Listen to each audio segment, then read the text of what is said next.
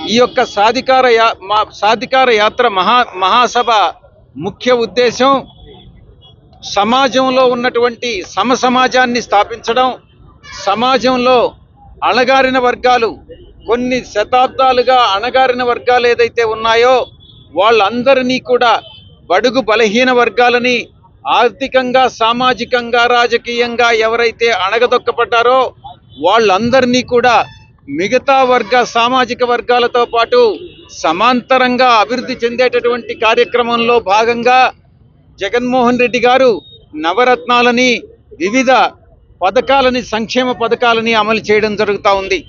ఈ యొక్క సంక్షేమ పథకాలను లబ్ధిని ప్రజలకు తెలియచెప్పేటటువంటి ఉద్దేశంతోనే ఈ యొక్క సాధికార యాత్ర అన్నటువంటిది మేము రాష్ట్ర వ్యాప్తంగా 175 నియోజకవర్గాల్లో చేయడం జరుగుతూ ఉంది.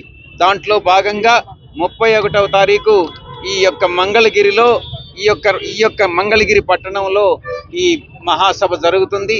దీని అందరికీ కూడా ప్రజలందరూ, మంగళగిరి ప్రజలందరూ కూడా విచ్చేసి ఈ యొక్క సాధికార సభను విజయవంతం చేయాల్సిందిగా విజ్ఞప్తి చేస్తా ఉన్నాను. ధన్యవాదాలు.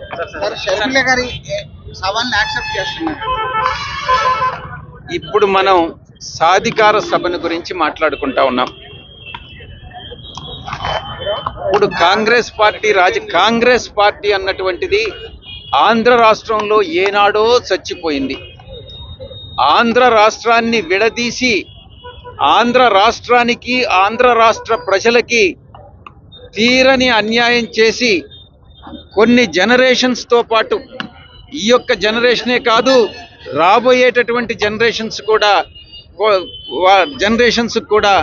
తీరని ద్రోహం చేసినటువంటి పార్టీ కాంగ్రెస్ పార్టీ. ఆ యొక్క కాంగ్రెస్ పార్టీని చేసినటువంటి ద్రోహాన్ని ప్రజలు ఏ రోజు మర్చిపోరు. కాంగ్రెస్ పార్టీ చరిత్ర పుటల్లో కలిసిపోయింది అన్నటువంటిది ఒక యథార్థం. సార్, మంగళగిరి నియోజకవర్గం అనేటువంటి 175 నియోజకవర్గాల్లో ప్రత్యేకత సంతరించింది. బికాస్ ఆఫ్ ఇది క్యాపిటల్లో ఉన్నాము. అవతల పోటీదారులు కూడా బలమైనటువంటి, దీన్ని ఎలా రిసీవ్ చేసుకుంటారు మీరు గెలుపుకు సంబంధించి? పోటీ పడేటటువంటి ప్రతిపక్ష వ్యక్తి ఎవరైనా కానీ,